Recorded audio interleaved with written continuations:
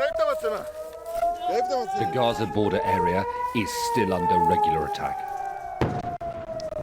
We took cover with Israeli soldiers as rockets came in overhead.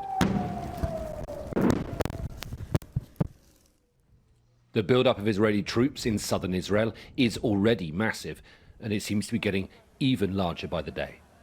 The farmland and highways are now staging posts for one almighty battle to come. We saw fighter jets taking off on bombing missions to Gaza, their missiles aimed at Hamas, but also bringing so much misery to so many thousands of Palestinian civilians below.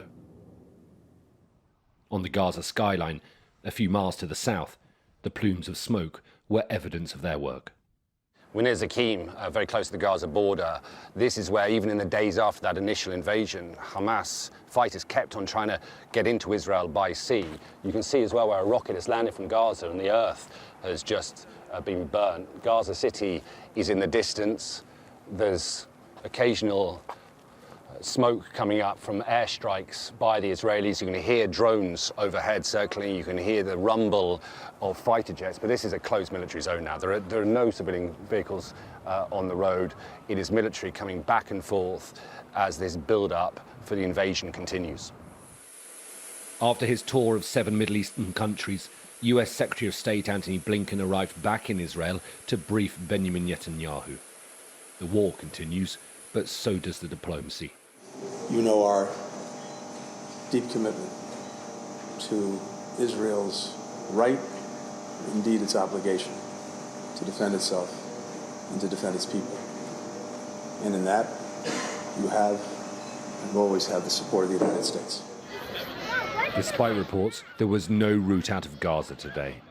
Lorries full of supplies lined up on one side, people in Gaza on the other.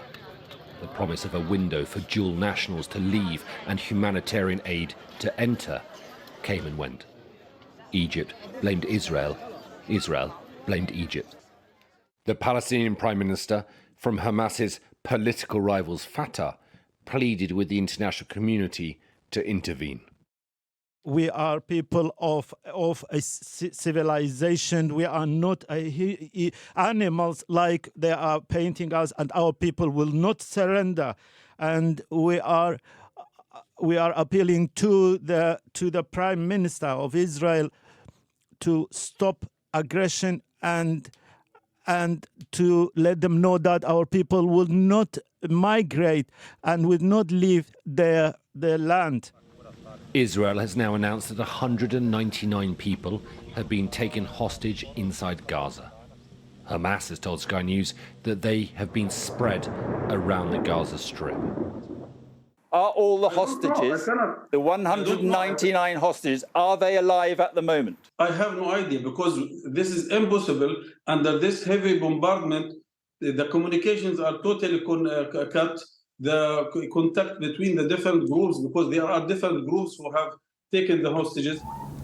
Late afternoon, as Blinken was visiting the Israeli president and the Knesset was in session, rockets were fired at Jerusalem. The Knesset was evacuated. Hamas's timing was surely not a coincidence. After 10 days of near constant bombardment of the Gaza Strip, Hamas is still putting up a fight. Eliminating them, as Israel has vowed to do, will not be easy.